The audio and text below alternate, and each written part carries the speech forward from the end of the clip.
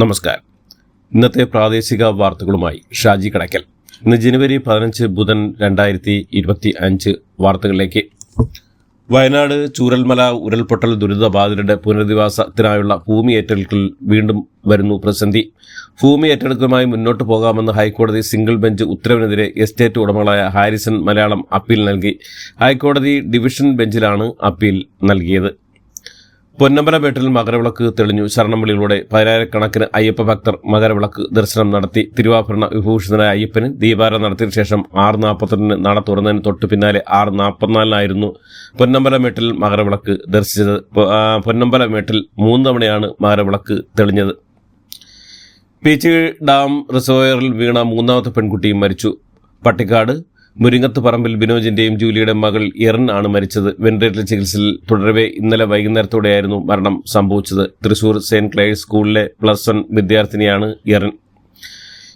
UGC ചട്ടങ്ങൾ പോലും പാലിക്കാതെ രാജ്യത്തുടനീളം പ്രവർത്തിക്കുന്ന സ്വകാര്യ സർവകലാശാലകൾ പൊതു സർവകലാശാലകളുടെ പ്രവർത്തനത്തെ ദോഷകരമായി ബാധിക്കുമെന്നും UGCയുടെ വിശ്വാസത്തെ തന്നെ ചോദ്യം ചെയ്യുമെന്നും മുഖ്യമന്ത്രി പിണറായി വിജയൻ കൊച്ചി സർവകലാശാലയിൽ തുടങ്ങിയ ദ്വിദിന രാജ്യാന്തര ഉന്നത വിദ്യാഭ്യാസ കോൺക്ലേവ് ഉദ്ഘാടനം ചെയ്യുകയായിരുന്നു അദ്ദേഹം. നടി ഹണി റോസ് നൽകിയ ലൈംഗിക അധിക്ഷേപ പരാതിയിൽ വ്യവസായി ബോബി ചെമ്മന്നൂരിന് ജാമ്യം അനുവദിച്ച് ഹൈക്കോടതി. സമാനമായ കേസുകൾ ഉൾപ്പെടുന്നതെന്നും ജാമ്യവ്യവസ്ഥകൾ ലംഘിച്ചാൽ മജിസ്ട്രേറ്റ് കോടതിക്ക് ഇടപെടാമെന്നും ബോബി ചെമ്മന്നൂരിന്റെ ജാമ്യവ്യവസ്ഥയിൽ ഹൈക്കോടതി വ്യക്തമാക്കിയിട്ടുമുണ്ട്.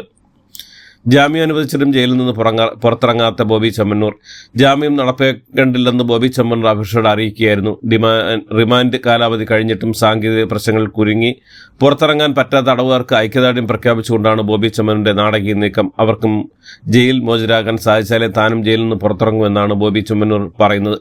ഹൈക്കോടതി ഉത്തരവ് അനുസരിച്ചുള്ള ജാമ്യവ്യവസ്ഥകൾ അംഗീകരിച്ചുകൊണ്ട് ജയിലിലെ ബുക്കിൽ ഒപ്പിടാൻ തയ്യാറായിരിക്കുകയാണെന്നാണ് വിവരം. നിലവിൽ കാക്കനാട് ജയിലിലാണ് ബോബി ചെമ്മന്നൂർ ഉള്ളത്. ഹണി റോസ് നൽകിയ ലൈംഗിക അധിക്ഷേപ പരാതിയിൽ വ്യവസായി ബോബി ചെമ്മന്നൂരിനെതിരായ നിയമ നടപടി സമൂഹത്തിന് നൽകുന്ന ശക്തമായ സന്ദേശമാണെന്ന് സംസ്ഥാന വനിതാ കമ്മീഷൻ അധ്യക്ഷ P. സതീദേവി പറഞ്ഞു. കോടീശ്വരനായ ആളെ സ്ത്രീ വിരുദ്ധ പരാമർശത്തിൽ നിയമത്തിന് മുന്നിൽ കൊണ്ടുവന്നത് തന്നെ സന്തോഷമുണ്ടെന്നും പറഞ്ഞു. പത്തനംതിട്ട പീഡനക്കേസിൽ 44 പ്രതികൾ ഇതുവരെ അറസ്റ്റിലായതായി DIG അജിത ബീഗം. 15 പേർ കൂടി പിടിയിലാകുന്നുണ്ട്. ഇവരിൽ 2 പ്രതികൾ വിദേശത്താണെന്നും ഇവരെ പിടികൂടാൻ റെഡ് കോർണർ നോട്ടീസ് പുറപ്പെടുവിക്കുമെന്നും അജിത ബീഗം പറഞ്ഞു. പത്തനംതിട്ട പീഡനക്കേസിൽ പെൺകുട്ടിയുടെ രഹസ്യമൊഴിയെടുത്തു. അടൂർ ഫസ്റ്റ് ക്ലാസ് മജിസ്ട്രേറ്റാണ് മൊഴി രേഖപ്പെടുത്തിയത്. കേസിൽ ഇന്ന് 1 പ്രതി കൂടി അറസ്റ്റിലായി. പത്തനംതിട്ട ടൗൺ സ്റ്റേഷനിൽ രജിസ്റ്റർ ചെയ്ത കേസിലാണ് അറസ്റ്റ്. ഇതോടെ അറസ്റ്റിലായ ആകെ പ്രതികളുടെ എണ്ണം 44 ആയി. നെയ്യാറ്റിൻകരയിലെ ഗോപൻ സ്വാമിയുടെ സമാധി പൊളിക്കാനുള്ള കളക്ടർ ഉത്തരവിനെ ഹൈക്കോടതിയെ സമീപിക്കുമെന്ന് കുടുംബം. സ്വാമി സമാധിയായത് തന്നെയാണെന്ന് ഭാര്യ ആവർത്തിച്ചു. എന്നാൽ സമാധിയായെന്ന നോട്ടീസ് നേരത്തെ അച്ചടിച്ചാണോ എന്നതിലടക്കം പോലീസിന് സംശയമുണ്ട്. സാഹചര്യങ്ങൾ പരിശോധിച്ച് 2 ദിവസങ്ങളിൽ തുടർ നടപടിയിലേക്ക് കടക്കാനാണ് പോലീസിന്റെ തീരുമാനം. കൊച്ചി കലൂർ സ്റ്റേഡിയത്തിൽ നടന്ന നൃത്തപരിപാടിക്കിടെ പരിക്കേറ്റ ഉമാ തോമസ് MLAയുടെ ആരോഗ്യനിലയിൽ വലിയ പുരോഗതി. ഉമാ തോമസിന്റെ ആശുപത്രിയിൽ നിന്നുള്ള പുതിയ വീഡിയോ MLAയുടെ ഫേസ്ബുക്ക് ടീം സോഷ്യൽ മീഡിയയിൽ പങ്കുവച്ചിട്ടുമുണ്ട്. ആശുപത്രിയിലെത്തിയ മന്ത്രി R. ബിന്ദുവിനോടും തന്റെ സഹപ്രവർത്തകരോടും സുഹൃത്തുക്കളോടും നിറഞ്ഞ ചിരിയോടെ വീഡിയോ കോളിൽ സംസാരിക്കുന്ന വീഡിയോ ആണ് ഫേസ്ബുക്കിൽ പങ്കുവച്ചിരിക്കുന്നത്. നിലവിൽ നല്ല ആശ്വാസമുണ്ടെന്നും വരുന്ന അസംബ്ലി സമ്മേളനത്തിൽ തനിക്ക് പങ്കെടുക്കാൻ കഴിഞ്ഞേക്കില്ലെന്നും മന്ത്രി കാണാൻ വന്നതിൽ ഏറെ സന്തോഷമുണ്ടെന്നും ഉമാ തോമസ് വീഡിയോയിൽ പറയുന്നുമുണ്ട്. ജാമ്യവ്യവസ്ഥ ലംഘിച്ചതിന് യൂത്ത് ലീഗ് സംസ്ഥാന സെക്രട്ടറി PK ഫിറോസിനെതിരെയുള്ള നടപടി തടഞ്ഞ് ഹൈക്കോടതി. തിരുവനന്തപുരം ചീഫ് ജുഡീഷ്യൽ മജിസ്ട്രേറ്റ് കോടതിയുടെ നടപടിയാണ് ഹൈക്കോടതി താൽക്കാലികമായി മരവിപ്പിച്ചത്. കഴിഞ്ഞ ഒക്ടോബറിൽ നടന്ന നിയമസഭാ മാർച്ചുമായി ബന്ധപ്പെട്ട കേസിലാണ് ഹൈക്കോടതിയുടെ ഉത്തരവ്.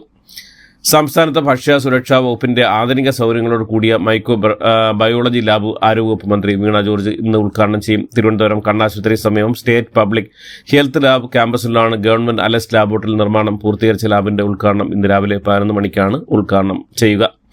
മെഡിക്കൽ കോളേജിൽ പ്രസവ ശസ്ത്രക്രിയയുടെ വയറ്റിൽ കത്രിക കുടുങ്ങിയ പന്തീരാങ്കം സ്വദേശി KK ഹർഷിന നടത്തിയത് രാഷ്ട്രീയ പ്രേരിത സമരമെന്ന് വനിതാ കമ്മീഷൻ അധ്യക്ഷ P. സതീദേവി. നഷ്ടപരിഹാരം തേടി പരാതി നൽകണമെന്ന് നേരത്തെ ആവശ്യപ്പെട്ടിരുന്നു.